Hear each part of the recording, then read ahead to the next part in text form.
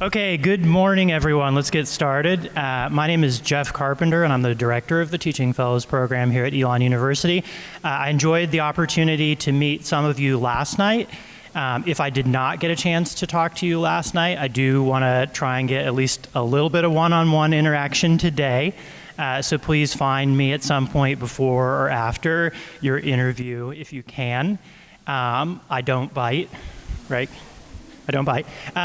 So talk to me a little bit before you leave, please. But I'm excited to tell you a little bit this morning about the Teaching Fellows program, and then some of our current students and alumni are going to share with you as well. But before we get into the program details, if you are a prospective teaching fellow, so the high school students who are competing, raise your hand, please. Okay, so turn your hand towards the back of the room. Pat yourself on the back. So you are all very talented students, and that's why you're here, because we realize that you're very talented students. So you should be proud of yourself in terms of what you have already accomplished as high school students. So you high school students, again, someone probably got you here, metaphorically and literally. So I want you to make eye contact with that person and say, thank you. Okay, so you probably didn't achieve all of those accomplishments 100% on your own. But yeah, so we're happy to have you here for the weekend and for you to get to know us a little bit better and for us to get to know you a little bit better. I do want to tell you a little bit about myself. First, because if you are selected as a teaching fellow and do come to Elon, you're going to spend a lot of time around me and Mrs. Fish, the assistant director, as well. So Elon has a beautiful campus that is perhaps not totally shown off this weekend given this weather, but our campus makes a strong impression oftentimes on visitors. But something you don't see from just walking around campus is the way we are about relationships at this institution. And so really the thing that sets apart Elon education generally, in my opinion, is the quality of the relationships the students have with the faculty and staff. And so I want you to know a little bit about who you're going to relate to if you're a teaching fellow. Just to give you a quick example before I get into that in terms of sort of the depth and the quality of the relationships that Elon faculty have with students. So two of the alumni who were here last night, Amber and Helan, I was guests at their wedding.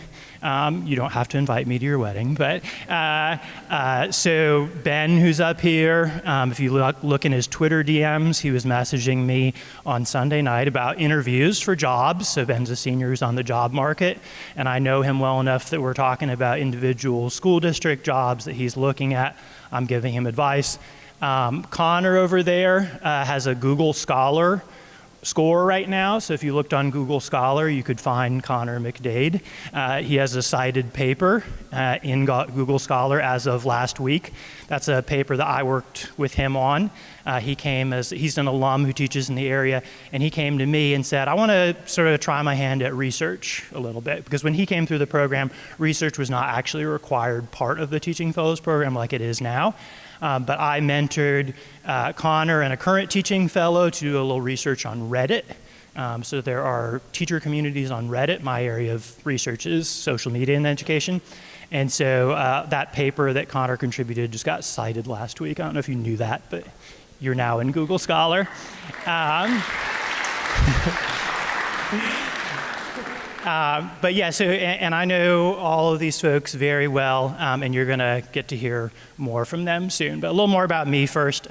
So I'm a product of the Seattle Public Schools. I grew up first 18 years of my life in Seattle, except 1 year where my dad, who was a university professor, packed the family up and took us to England for a sabbatical. Sixth grade, my English classmates all expected me to be a cowboy, because I was from America, and they were a little disappointed that I wasn't a cowboy. But I had that early educational experience abroad, which was quite influential to me. I went to Rice University undergrad, and my brother didn't get into Rice, so I thought that would be a good place to go. I had a great experience there. I majored in English and sociology. I studied abroad my entire junior year in Quito, Ecuador. I lived with a host family there that I'm still close with, Santiago, my middle brother. From the host family, just had a son last year, so I have an Ecuadorian nephew now who's adorable. And so that was also a transformational experience for me, was that time abroad. So there's obviously some overlap with Elon culture, because study abroad is a big part of us as an institution, and it was transformative for me as a young person. After graduating from Rice, I taught for 2 years in Japan in a little mountain village where I was the only non-Japanese person. If you haven't noticed, I'm tall, so I kind of stood out in a lot of ways in that little village. I was sort of a cross between a rock star and a zoo animal, I would say. I got observed a lot, but I had a wonderful experience there. The Japanese education system, it has a very different philosophy of education, so that was good for me to have my sort of fundamental notions of what is education challenged. After the 2 years in Japan, I taught for a year in Honduras. My classroom was 3 cinder block walls and a chain link fence. So it was quite a change from Japan, which has one of the most well-developed education systems in the world. And I was co-teaching in Japan, actually, with a Japanese teacher. And then in Honduras, I sort of had, it was up to me what I was going to teach. And my students were wonderful. They were all Honduran students who'd been at this bilingual school since kindergarten. So they were quite strong, talented students. I was teaching them high school English. We were reading Catcher in the Rye, To Kill a Mockingbird, all the stuff that I would later teach in US public schools as well. So those 2 early experiences were a great kind of combination for me and really informed my teaching going forward. I did a master's degree at Harvard University in curriculum and instruction, taught at a school in Boston in the downtown area for a year. I then followed my now wife down to Virginia, where she got a job at UVA. And so I taught in the Charlottesville area for a number of years. I was primarily an English teacher. I also coached soccer, and I was a department chair and had a very positive experience there in Virginia. I know we have some Virginia folks, including somebody from a rival Charlottesville high school, but I still like her. And then we moved farther south again for my wife's work to North Carolina, and I taught for 2 years at Carborough High School, just down the road outside of Chapel Hill. Carborough people? Yes! That's right. Go Jags. So I was teaching there while I was finishing up my dissertation. I studied curriculum instruction at University of Virginia before we came down. I wrote my dissertation here. And I've been at Elon now doing teacher education for, this is my 10th year. I've been the director of the Teaching Fellows Program 5 years.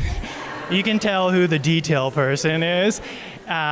And so I was on the faculty of the School of Education as a professor for 5 years prior to becoming Teaching Fellows Director.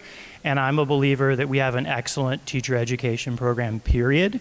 So I'm obviously a big champion of the Teaching Fellows Program. I think we add good value to those majors, but we want all of you to come to Elon whether or not we're able to give you Teaching Fellows. I wish I could give every one of you a Teaching Fellows scholarship and the opportunity to participate in all of the programming, but whether or not you have that opportunity, Elon is a great education program. So you'll hear more about that in a bit. So I sort of skipped over this. We have social media. You can send us questions. As I'm talking and as my students and alumni are talking, feel free to shoot us questions via social media or using that Google form. There will also be time at the end where you can ask questions in a more traditional raise your hand, talk at the mic way. Okay, so you heard a little bit about me, but more important than any of that stuff about me is this. So this is my wife and my daughter and son, Lila and Mateen. And I show you their pictures because it's important for you young people who are planning to become teachers that you realize the importance of the work that you are undertaking. So Lila and Mateen mean the world to me. I would die for them. I mean that. I'm not just saying that as a phrase. And your parents feel the same way about you. So teaching is a job and you get a paycheck for it, but it is more than a job and a paycheck. You are taking on a grave responsibility. You are working with young people who are the most important thing to their parents. So it is serious work. It's also fun work, right? But it is very serious work, and I want to be sure that you understand that. Lila and Mateen, I don't want okay teachers for them, right? I want great teachers for them. And that's what every parent wants for their son, their daughter. They want great teachers. And so Elon and the Teaching Fellows Program, we are interested in creating great teachers, not just okay teachers. So if you want to become a really great teacher, then Elon and the Teaching Fellows Program is a great place for you to come. I want to tell you about the greatest teacher of my K-12 career. So Miss Wetterauer, who's over here on the right, was my 9th grade and 11th grade English teacher. And I had the opportunity to also TA with her my senior year. And Mrs. Wetter had a huge impact on my life to this day. So Mrs. Wetterauer understood that teaching is multifaceted work. So she was my English teacher, and she was great at teaching English, right? So I'm a good writer today in big part because of what she taught me. So she was good at sort of the technical craft of teaching. She knew her content, but she also really knew how to work with people, young people, and she understood that, yes, sometimes the teacher is a content area expert, other times they're a coach, a motivator, a psychologist, a therapist. Teachers wear a lot of hats, and she understood that. Teaching sometimes is about light bulb moments, these moments of like, profound understanding, and as a teacher it's really cool when you see the light bulb go off over the student's head. But more sort of often what's important about teaching is this accumulation of little moments of how the teacher treats their students and the expectations they have for their students. And so teaching is really about finding and believing in the best version possible of your students. So Mrs. Wetter taught me in 9th grade. Raise your hand if you were an awkward 9th grader. Yeah, so like pretty much everybody's awkward in 9th grade, I think particularly boys. And I was like a case study, I was super awkward. So I was 6'3" and I think like 130 pounds in 9th grade. So if I turned sideways, you might not have seen me. There were actually no pants that were my size. Like jeans, you couldn't find jeans or slacks that fit me. I was so skinny, so I just wore sweatpants for an entire year. So I didn't really know or believe or understand that there was like a better version of myself at that point. And Miss Wetterauer really taught me, starting in 9th grade, that my ideas, my opinions mattered, how I treated people mattered. She took me seriously when I wasn't necessarily taking myself seriously, and I wanted to live up to that, right? So Mrs. Wetterauer knew sometimes you needed a pat on the back and a smile and a joke, but sometimes you also needed the look of disappointment from her, and man, I did not want to disappoint her. She built relationships with her students to the point that she knew when she could push you. And so one day in class, she said to me, "Jeff, whining does not become you." And I was like, oh, wow, okay, I guess I'm not whining anymore in this class. And that stuck with me, right? I was a 9th grade boy who didn't really think about like how my actions are being perceived by others. So Miss Wetterauer, I knew she had a big impact on my life when I was in her class. She was my favorite teacher. I TA'd for her. I would have bent over backward for it. But I didn't really understand the transformational impact she had in my life until a number of years later. I moved away from Seattle, as I mentioned. I was abroad. Facebook wasn't even a thing then. I'm aging myself here. But so, I was not in regular touch with Miss Wetterauer. Occasionally saw her, communicated via email. And then 3 years ago, I got a message from one of my high school friends that she had passed away. And not having interacted regularly with her, I didn't know she was in ill health. And if you had asked me,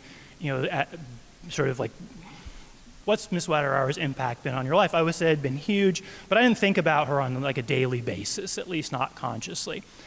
And so when I got that news, I didn't really expect the way it would hit me. And I basically cried for a day, and I still get emotional when I talk about it, but I felt profoundly empty knowing that she was not in the world anymore. And I realized that, she's not a blood relative of mine, but she is so in my DNA, right? Because of the impact that she had on my life, that I felt like something was missing from the world, that knowing that she was gone. So she transformed me and my life, and she transformed thousands of kids' lives over the length of her career. And we want to prepare here at Elon transformational teachers like that. So I'm not going to be emotional anymore during the rest of the session. It's going to be program details. So everything I'm about to talk through is in the slides are in your handout. So if we skip past something, if I move too fast, just consult that. And there will be time for questions at the end. So we are a 4-year scholarship and academic program. We've been around for 29 years. 30, again, who knows the numbers? 30 years, so we're in our 30th year. We should probably have a 30th birthday party. And so we've been doing this for a while, and we want to create those transformational teachers who are going to be leaders in the field of education. So we have a developmental approach. So we do think about that 4-year sequence and gradually developing the fellows so that when they are student teachers, they're going to thrive there. And then beyond, they'll be ready to be successful first-year teachers and step into leadership roles that they're interested in soon after graduating. So it is very common for our graduates to become department chairs, grade level team leaders, school improvement team members quite early in their career. The sequence of sort of focus across the 4 years is up here. I'm not going to read it to you, but as you hear from the students about the different experiences, you should sort of see this 4-year sequence lay out.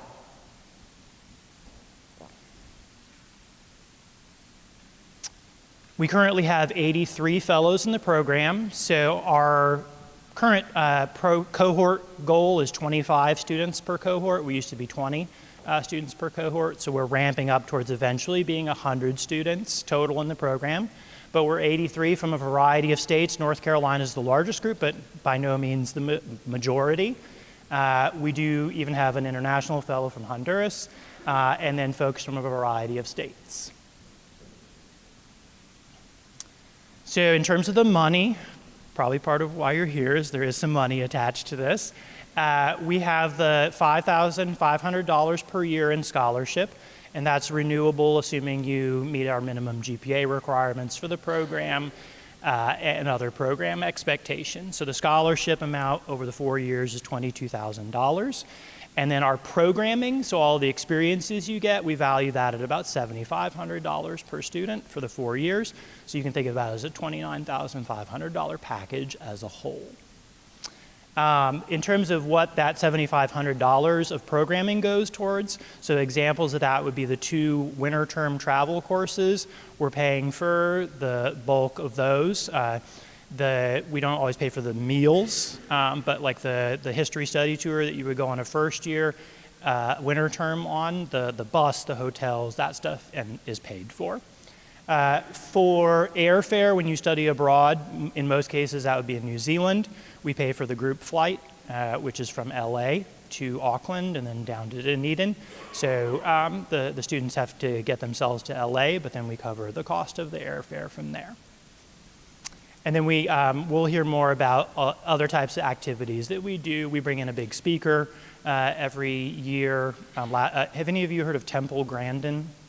There's a Lifetime movie about her. So like we brought her in as a speaker last year, and so that's another example of one of the things that we're spending our money on in terms of programming. Okay, so I'm gonna pass the mic on now to Elia, who's a first year and who's gonna tell you about History Study Tour. Okay, thank you. Okay, hello everyone. For those of you who I didn't have the opportunity to talk to yesterday, my name is Elia Harper, and I'm the Special Events Co-Chair for the Class of 2022 cohort. For those of you that I did talk to yesterday, hey, how are y'all doing? I'm gonna single you out really quick. I'm so excited to welcome you to the second day of Fellows Weekend. And I'm here also to assure you that aside from claiming a parking space, no event within your first semester is gonna be this stressful. This wonderfully impressive group of individuals in front of me consists of the kindest and most encouraging people I've ever met. And I think that I can speak for all of us when I say that we've thoroughly enjoyed watching your faces light up, talking about your ambitions, interest, and excitement for this program over the last 2 days. I learned shortly after joining what a genuine community that Fellows instills. I've always been a strong advocate for maintaining a handful of great friends as opposed to a plethora of good ones. However, as my first year at Elon draws to a close, I'm forced to withdraw my initial statement, as over the last 2 semesters, I've been lucky enough to amass 25 fantastic humans that I wouldn't trade for the world. We bonded over our love of fruit snacks, Dr. Carpenter's unrivaled ability to endlessly generate really bad puns, the originality of the icebreakers we encountered within our first weeks as a cohort from our lovely OLs right here. Boosting each other up, literally over a 10-foot wall at our first retreat, and most of all, History Study Tour, which is what I'm here to talk to you about today. So, as some of you may know, the winter term of your first year, or J-term, as a teaching fellow, you hop on a bus and have the opportunity to tour some of the most impressive historic sites up and down the East Coast. From Fredericksburg, Virginia, to Boston, Massachusetts, you will explore museums predominantly pertaining to the Revolutionary War and learn to differentiate fact from the historical bias that may have altered or clouded your interpretation of quintessential battles, inspirational figures, and the widespread sacrifices made by perhaps underrepresented minorities that made those victories possible. In addition to the invaluable perspective you'll gain, it'll be such an incredible time to bond with your cohort. So after you visit your set museums, you have the chance to visit all of these exciting cities with your very best friends, or I hope they will be. Anne taught me how to skip rocks along the James River. Casey and I ran up the Rocky Steps. Y'all like that movie? There's only one right answer to that, it's yes. In front of the Philadelphia Art Museum. Rachel and I threw boxes of tea in the Boston Harbor and ate mac and cheese and bacon cheeseburgers at Coogan's, the best. Anthony and I sang the Titanic theme song on the bow of a semi-reliable ferry we boarded at 7 in the morning. And Ellie made sure I got home safe when I decided it was a really good idea to go for a run on South Street in the middle of a snowstorm. Go figure, being from Louisiana, grid systems are a challenge. Needless to say, this trip helped me grow so much as a scholar and as an individual. I became more open-minded, more gregarious, more confident when meeting new people, more of a morning person, kind of, made it there most days, more spontaneous, and have an overall greater appreciation and bond with the wonderful people around me. I cannot wait until many of you have the chance to embark on this adventure among so many others with your cohort. So here to talk to you about some more adventures are 2 role models for me, Michaela and Nicole.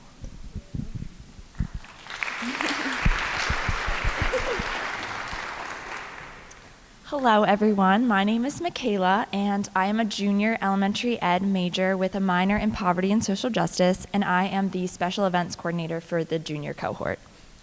And my name is Nicole Kister. I'm also a junior and I'm studying math with teacher licensure as well as a minor in computer science, and both of us are going to talk about how study abroad changed our lives. So one of our absolute favorite parts of the Teaching Fellows program would be study abroad, and we all have the opportunity to go to New Zealand at the University of Otago. And this occurs your spring semester of your sophomore year, and it begins about mid-February, and then it goes through the end of June. And the great thing about going through Teaching Fellows is they provide you with a lot of support while you're there and before you leave. So we all, there's a group flight that you get to take that Dr. Carpenter mentioned, which is helped paid for by Teaching Fellows. And we all fly over together, and when you arrive, we go through the Arcadia program. And so there's a manager of the Arcadia program who picks you up straight from the airport, and her name is Jane, and she is probably the best face to see when you arrive because she becomes like your mom while you're there. And she kind of takes us all under her wing and make sure that we have the best time that we're there, and we're also very safe. And so our first couple of days there are our orientation, and for orientation we get to go to the beach, we get to go on hikes, and we get to go to Rotorua, which is a huge tourist spot in the North Island of New Zealand, and we also get to go to a Maori village, which is the indigenous people of New Zealand, so we learn a lot about their culture. We get to see them do their indigenous dance and eat some of their food. And then once we have spent a little time in orientation, we take a flight down to the South Island. And Nicole's going to talk a little bit more about that. Yeah, so once you get down to the South Island, everyone is encouraged to get the same exact flight. So Arcadia University, which is the program that we go through, can pick us up from the airport and take you directly to your flat, which is where you're going to be living for the next 4 months. A flat is, I lived in a townhouse, other people lived in like houses, but you live with like 4 or 5 international students, as well as 1 native New Zealander, affectionately referred to as a Kiwi host, who can answer all of your questions and make sure that you are integrating yourself into the society. And so once you get dropped off at your flat, you have roughly a week called O Week, which is just orientation. You get to know the city of Dunedin, which is where you'll be, as well as the university and the people that you're going to be living with. And then that following weekend, you take a trip to Queenstown with all of the other people who have gone through Arcadia University. And so that is where those 2 photos are from. You get to go on the Rootburn track, which is one of New Zealand's great walks, as well as you have the opportunity to go on the world's largest swing, which is where that photo is. And we also have a video of us on it. So I'll let you watch.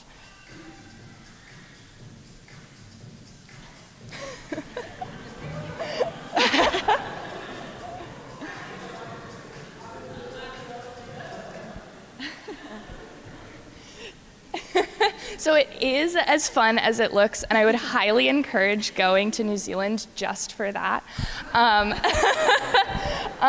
So after Queenstown, there are roughly 9 weeks of classes at the University of Otago, which is where that photo is. It's an absolutely gorgeous campus. It is almost as great as Elon. And after the 9 weeks where you have times to travel out throughout the weekends, as well as over mid-semester break, you start student teaching, which is 5 weeks full-time in a classroom. Because I'm secondary, I went to like an all-boys prep school, which was a little bit of a culture shock from someone who went to public school in America, but it was definitely an amazing experience. I worked with 3 teachers and taught, did warm-ups, worked one-on-one with students. And it definitely grew me as a teacher, because sometimes boys don't want to talk to girls. And so I had to like really work with them, which will be helpful when I am actually teaching full time. So it was an amazing experience, even though sometimes it was a push to work with them. Another great thing about that is that you get 2 observations, and one of those will be by an Elon faculty member who will be with you the whole semester and will understand like Elon and New Zealand by that point, as well as just another professor at the University of Otago who can provide feedback about your teaching and that. So Michaela will talk about her experience as a student teacher as well. So I'm an elementary ed major, so I was with 4th and 5th graders, and that's my class. And my school that I worked in was walking distance from the university. It was about 10, 15 minutes away. And the cool thing about the school that I was working in was it was actually paired with the university. So all of the teachers at the school were very familiar with having student teachers. And my teacher did an awesome job of making sure that I felt very comfortable in the classroom. He definitely challenged me and wanted me to take over and do as much as I could, but he also didn't ever want me to feel uncomfortable. And I learned so much from that experience, being able to teach full lessons to a class and learning from a totally different teaching style and a different way, a different school style in general. And I'm definitely going to take back a lot of those skills that I learned into my future classroom. So now we are going to have Ben speak a little bit about the junior experiences of teaching fellows.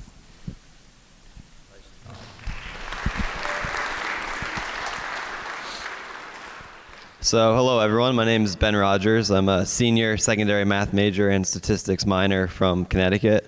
I am currently student teaching right now as a senior, so I am full-time teacher at Eastern Alamance over in Mebane, North Carolina. But I wanted to kind of start off with a joke because I'm a pretty goofy guy. So everyone up here on this stage probably knows me as the class clown of teaching fellows and the most likely to resemble a dad, so I'm both roles here. And I take a lot of pride in those roles because not many people can share both of those hats, but I can. But I'm here to talk about Washington, D.C., first of all, which is an experience that happens January term of junior year.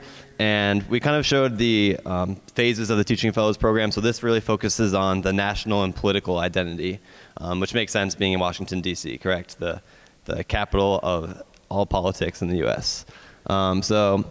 What really happens is you come to campus in January and you take about a week meeting 2 political science professors who are your professors throughout this experience. And you discuss DC, what to expect. You kind of bring back all that prior knowledge of everything political science related. For me, I kind of lost all of it being a math guy. I was just doing formulas and equations, but I really needed to think about everything I learned in high school. So that's what you really focus on, and then you actually take the drive up to D.C. and you stay there for 2 weeks, and you live in Washington, D.C., being a professional in Washington, D.C. And the way it works when you actually get there is every morning you have a seminar, and you hear from elected officials, professional speakers, basically anyone that I thought I would never be in a room with. We were in a room with Brian Lamb, who was the founder of C-SPAN. We were in the room with Kenneth Feinberg, who allocated the money from 9/11 and the Boston Marathon bombing. So just really top of the top people who have a lot of experiences and they were willing and volunteered to shed all of this inspiration and leadership experience with us. So the theme of our program was leadership, continuity, and change, and this was all through the Osgood Center, which is right near in Georgetown, D.C. That's where we were based out of. And so the theme was leadership, continuity, and change, and this really impacted all of us as teaching fellows and education majors because leadership is such an important role to have in the classroom. So by these seminars, we were able to learn about leadership, ask questions to these amazing leaders who helped us prepare and become better teachers and individuals in our nation. And then in the afternoons, what we would do is we would have site visits. So my favorite site visit was the Spy Museum. Has anyone been to the International Spy Museum in Washington, D.C.? So do you know how you can climb in the air vents? They have a sample air vent. I did that 6 times. And that was the only time in my life I thought I never wanted to be a teacher because I really wanted to be a spy. So we also went to the U.S. Department of Education.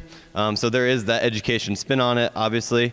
And we went to we met with someone, an Elon alum from the Bill and Melinda Gates Foundation. And that was really interesting to learn about how they're doing things related to education internationally and how we can have an impact just as pre-service teachers currently. So that was a really cool experience for us. So that's Washington, D.C. I'm happy after this to answer any questions about that. But now I'm going to transfer over to the research part of the Teaching Fellows program, and that's what we call inquiry. So that starts in your sophomore year, and it goes all the way through the end of junior year when you actually present in front of a large crowd like me right there. It was terrifying. So being a secondary math major and statistics minor, the whole point of inquiry is to research something that inspires you, something that you're really curious about, something that will improve your knowledge for teaching. So for me, this was baseball sabermetrics and statistics. So I wanted to do statistical programming because I want to teach AP statistics, and that's what I'm currently student teaching now. So what better way to mess around with the material and the content than just going and doing it myself and researching something that I was passionate about. So I paired up with a statistics professor here who was also passionate about baseball, obviously, and statistics. So we paired up and decided that we were going to use confidence intervals to make predictions about MLB teams and how they would perform each and every year. So that was something that I did, and being able to do something computer science related as an education major, doesn't really happen unless you're going to do research. So I was really grateful for this opportunity. I would never have done research probably without teaching fellows. Our education program here, there are professors who do research, but it really pushed me to go out of my comfort zone and do it with a statistics professor and something that I had no idea about, like computer science. So being able to do research has made me a better statistics teacher because I am like the master of confidence intervals now because I spent 2 years on it. And that's inquiry. So that's basically everyone as a teaching fellow will do some sort of research project on something that they're passionate about and will improve their knowledge that they can transfer to their classroom experience. So that is inquiry, and now I'm going to pass it over to my friend Allie, who is a Broncos fan. I'm a Patriots fan, so we always disagree about this, but she's going to talk about licensure in the School of Ed more in general.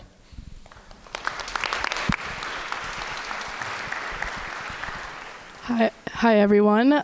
Ben, we agree to disagree on sports-related matters as he's from Boston, and I do not like any Boston sports team. But Ben as a person is a great human, minus that. I'm here today to talk to you guys about the School of Education more generally, not necessarily just teaching fellows. So, of course, as Dr. Carpenter said, we want all of you to come here, but regardless of whether or not you're a teaching fellow or not. So some of the things that the School of Ed offers generally is a diverse field placement. So that would be diverse placements in schools within the county.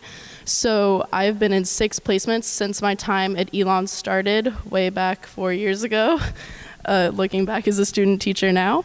And I have loved most of my placements. They're not all great.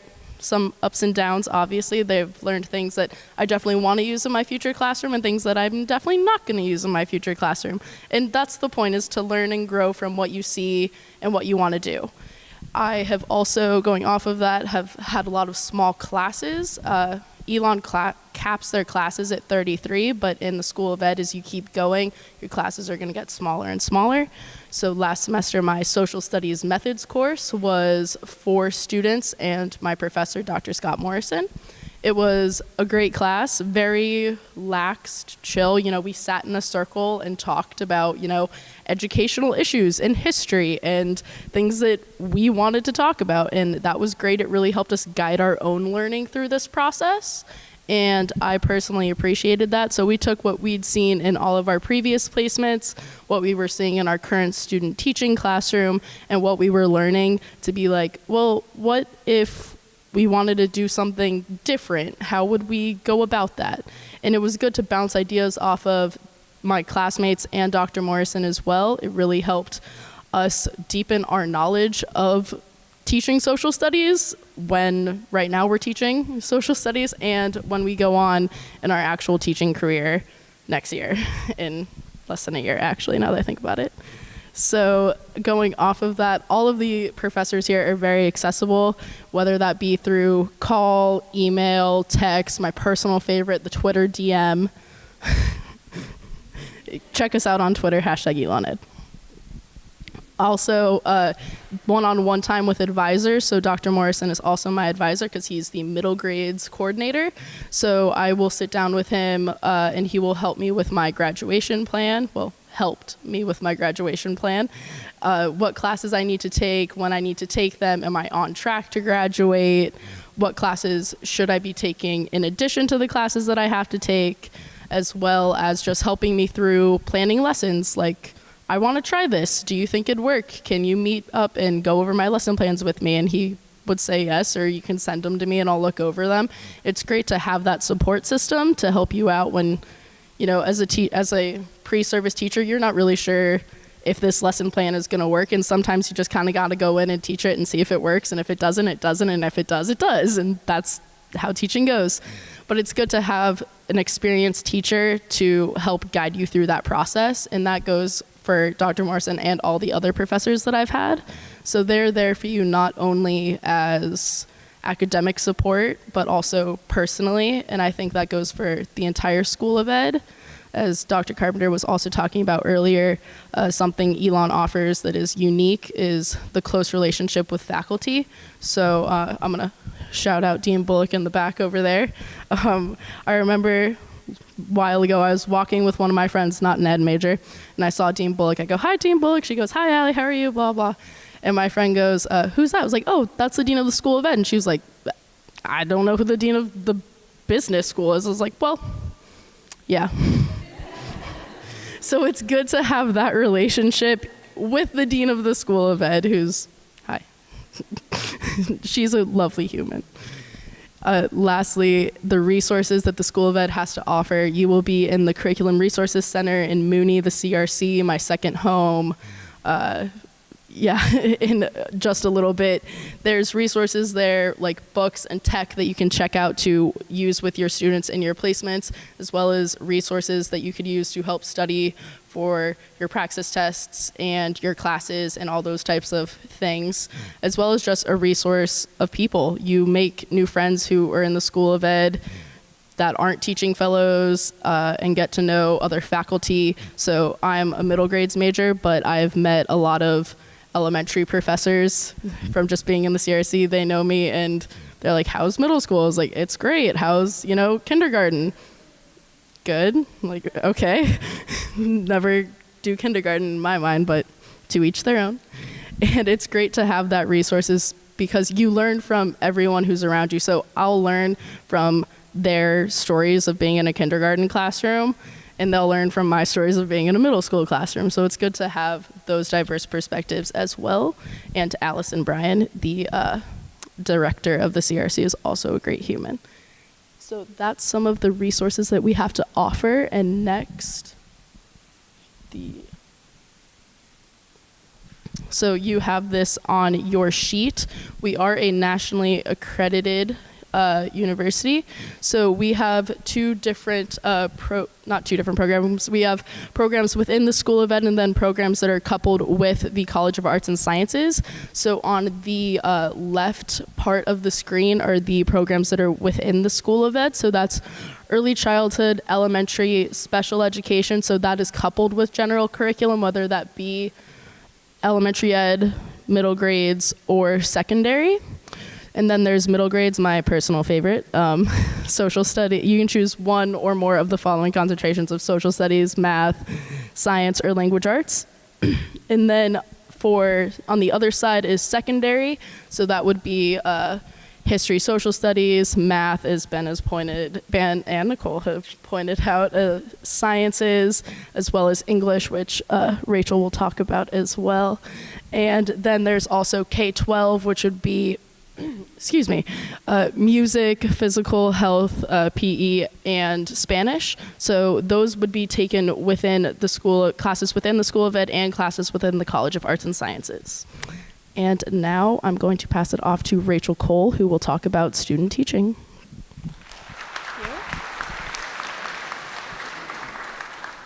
Hey everyone, my name is Rachel Cole. I am a senior here at Elon, originally from just outside of the Chicagoland area. I'm currently doing my student teaching over at Williams High School, which is just about 5 minutes up the road. I am teaching 10th grade and I am teaching 12th grade AP literature. So it's been a really great experience so far. I'm going to talk to you guys a little bit about how your senior year here at Elon is going to go, which I know feels really far away from you right now, but trust me, these 4 years seriously fly by. I also, just before I kind of get into my talk, I want to thank you guys so much for taking your Saturday to be here with us. And I also want to thank you for, possibly dedicating your life to a career that matters so much. And I think that we don't always get enough recognition for that, so let me be the first to say thank you so much for what you're doing. All right, so I'm going to talk to you guys about student teaching. So that's me right there in my very own classroom over at Williams. So student teaching here at Elon is a full year experience throughout your senior year. So while in the fall semester, you're still going to be finishing up your major classes, you are also going to be meeting your cooperating teacher for the first time, and you're going to spend about 50 hours during that first semester visiting your classroom, getting to work with your cooperating teacher, getting to know the students. You're going to start leading lessons, you're working with small groups, and you're really just kind of getting your feet wet before you really kind of dive in second semester. So second semester starts and you are not taking any other classes. Student teaching is your full-time job. It is your second semester senior year experience. So you are not only in charge of all of the lesson planning and the classroom instruction, you're also in charge of things like talking with parents and parent-teacher conferences and, going to meetings at your school and things like that. So you really are living the life of a full-on teacher. And while that's something that is scary and possibly foreboding, I honestly cannot thank the School of Education enough for giving me that extra level of confidence, professionalism, and excitement just to be, hitting the classroom full force and really, being you're in charge, like you're making the decisions about curriculum, you're the one that's leading the lessons every day. With my 10th graders, we just finished reading Night by Elie Wiesel. And then in my 12th grade AP Lit class, we just finished Beowulf, and now we're moving into Grindel. So I think that the best part of my student teaching experience so far has definitely been centered around relationships. And those are not only relationships with my students, but relationships with my cooperating teacher. These teachers that want to take on student teachers are incredibly special. They are people that are really invested in the future of the field, and they want to help you. They're there to guide you, they're there to give you, academic support, but they're also there to, give you that emotional support as well, because it can be, trying and difficult sometimes when you're jumping into this new experience. It's something that can be scary. However, I will say that I feel like I have had such wonderful models for how to build these relationships with my students in my classroom, all thanks to the professors in the School of Education, because they really do care about you day or night. They are here for you whenever you have a question about, something in your lesson plan, or, you have an activity you want to try, but you're not 100% sure. That's something that is, always available. Student teaching is also kind of a different experience than a lot of second semester seniors here at Elon will have, but it's definitely something that can be a lot of fun, and that is also in part of the support that your fellow student teachers provide you with. So having the opportunity to, we still meet as a seminar every Monday night, and we just kind of go and we debrief. We talk about, the highs, the lows. We talk about questions. We talk about classroom management and things like that. So I'm very thankful for all of the support that Elon is still giving me. Even though I'm not physically here on campus every day, I still feel that support day in and day out while I am student teaching. And Emma's going to talk a little bit more about that. Just one quick fun story. So Emma and I actually met at Fellows Weekend when we were seniors in high school. Our moms are best friends now. It's absolutely adorable. So just make sure to familiarize yourself and have fun, talk with each other. These are going to be the people that you're going to spend the next 4 years with. So thank you so much. Emma's going to talk for a little bit now.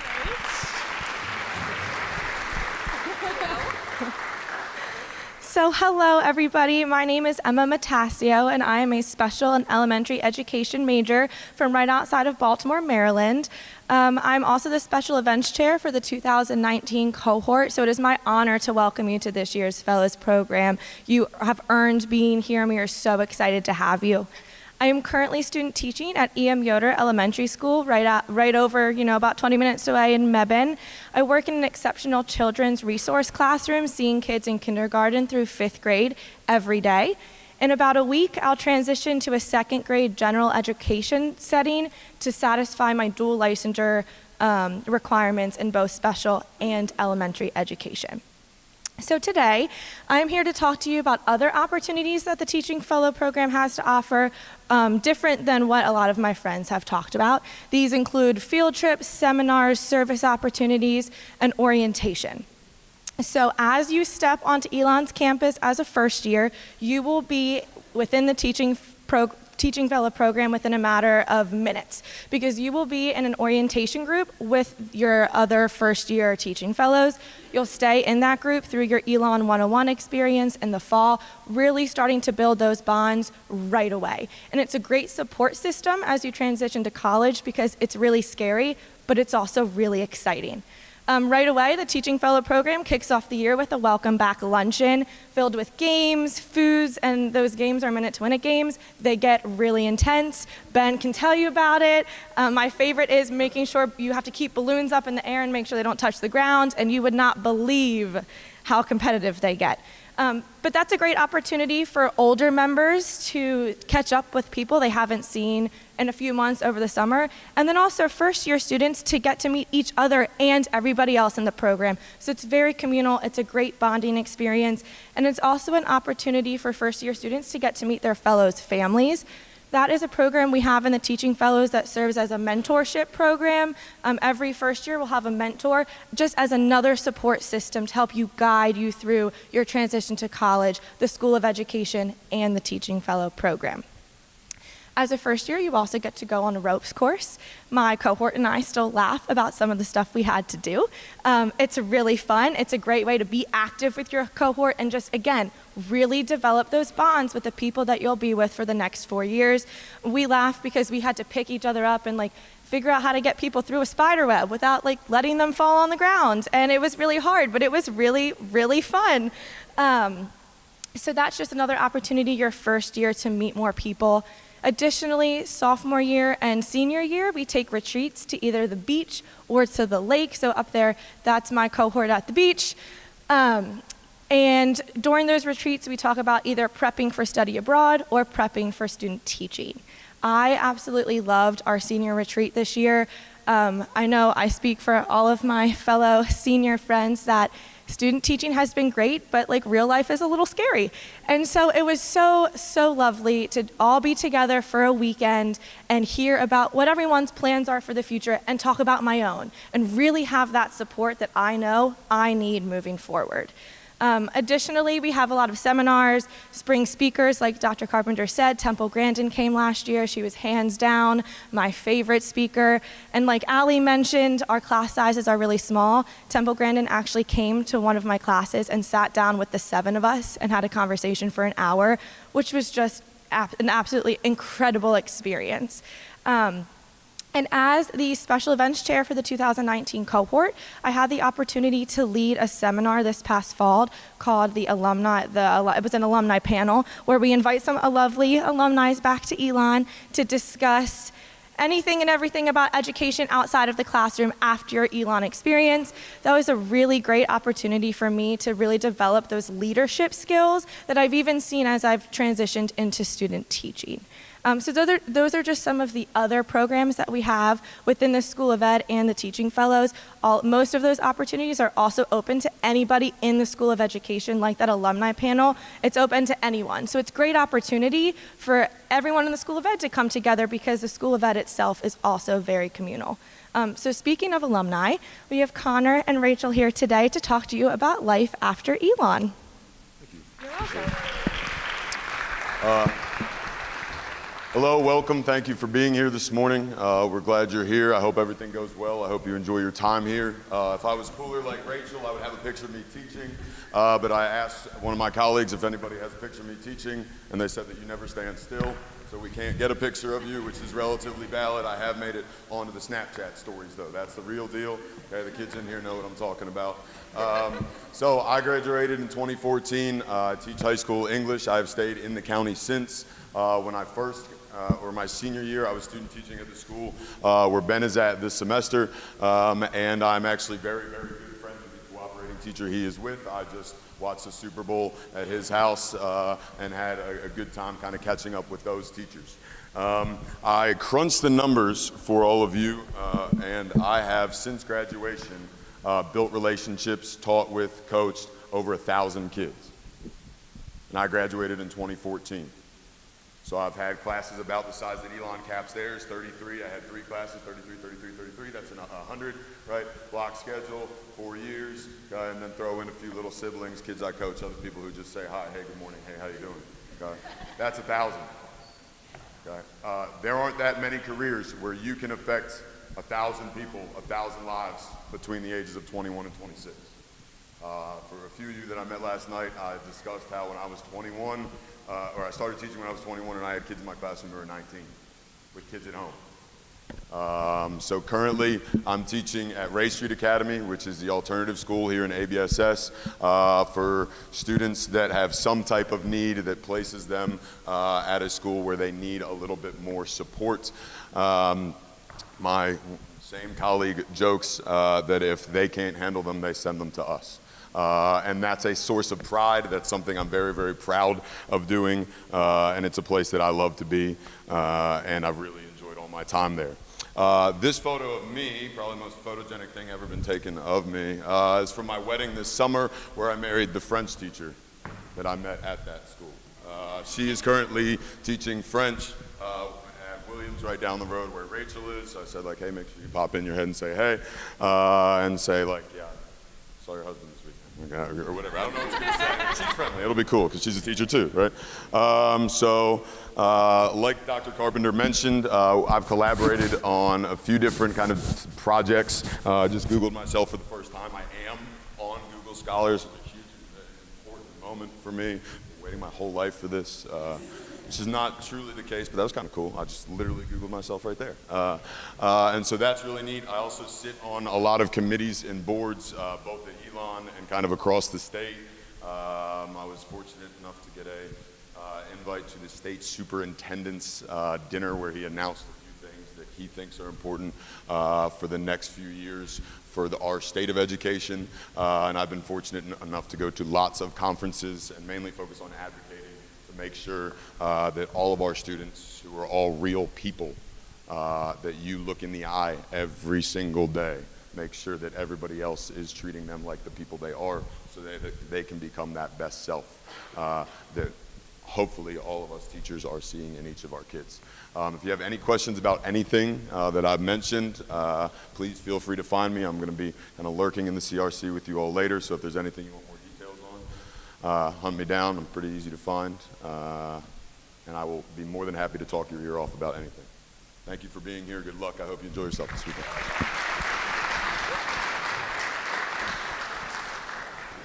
Hi, I am Rachel Yates. I graduated in 2016 with my degree in elementary and special education and a minor in psychology. I'm currently in my 3rd year teaching 3rd grade at a public school in Raleigh. And there's a picture of some of my kids from actually my 1st year teaching, which all the years have just flown by.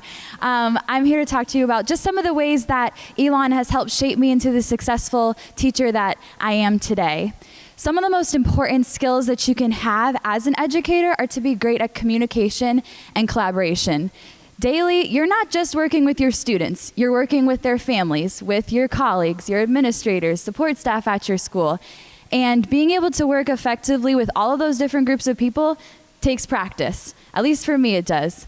But that was something that I got a lot of at Elon. For example, through the Inquiry Project, I got to work really closely with a faculty member to develop a project on something that I was really passionate about and interested in, and then present it to a wide variety of people, which is something that I never thought I would have the experience to do. Through the Village Project, I got to tutor a student, and I learned not just about building relationships with students, but also with their families, so that we could create a partnership to really help that child grow together. And then also in my classes at Elon, you're not lectured at. Rather, classes are discussion-based, they're hands-on, and you're encouraged to engage in discourse with your peers and professors.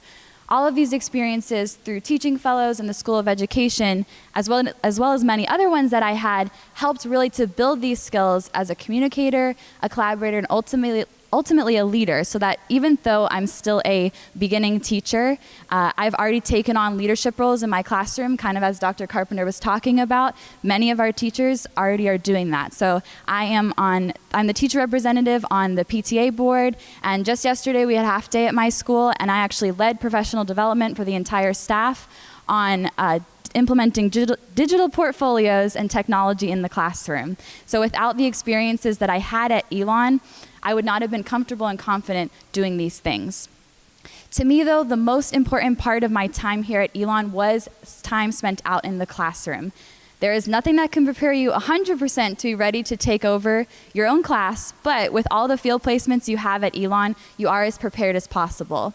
I was in a classroom my first semester here at Elon, and I had a placement every semester after that. All of these placements really build on each other and allow you to see different learning styles, to experience different schools, different grade levels, and to see what you want. You have the opportunity to check out different behavior management techniques, see unique lesson plans and ideas, and how to handle unexpected situations. Because I've had all these field experiences, in my classroom now I feel prepared when I come across an unexpected new situation, which is pretty much every single day. So I feel confident, though, taking any of these things on because I had experience in so many different situations and settings at Elon that I'm able to apply any of that knowledge when something new does come up. After being in the classroom for 3 years, I can say that nothing has been as valuable to me as the time that I spent in the classroom. Really, nothing can just replace that time being with kids and getting to learn and teach under an experienced mentor teacher, and that is exactly what Elon gives you. They get you out early, and they get you out often, and I think that is really what has set me apart and helped me to be the successful teacher that I am. Thank you, and I'm so glad that you all are here.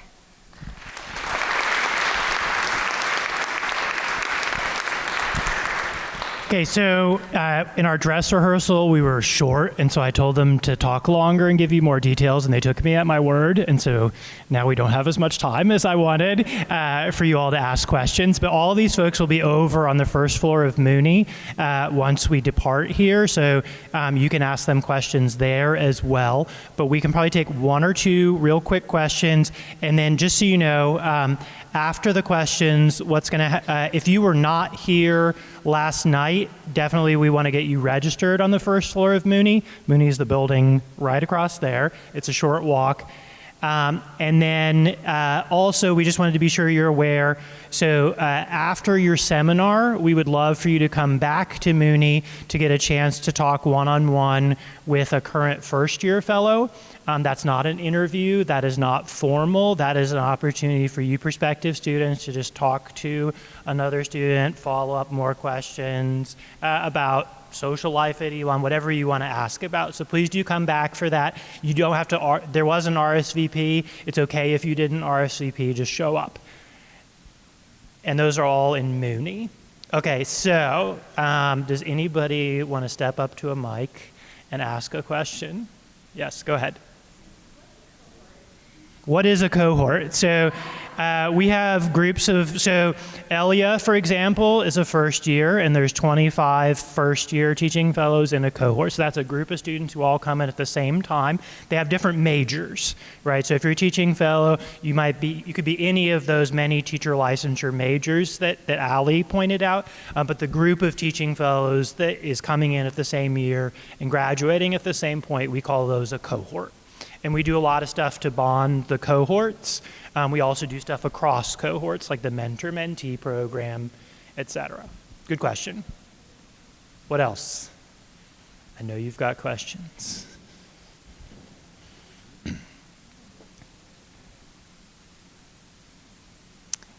So interviews are going to start for some of you at 11:15. So some of you are probably not asking questions because you're like, I need to go get ready for my interview. But you will be just right across the way, so it's not far. I will stay here for a little bit to answer questions for folks who aren't interested in immediately running over to their interview. And I'll be happy. I'll be moving over to Mooney too in a few minutes. And so I look forward to talking to many of you there as well.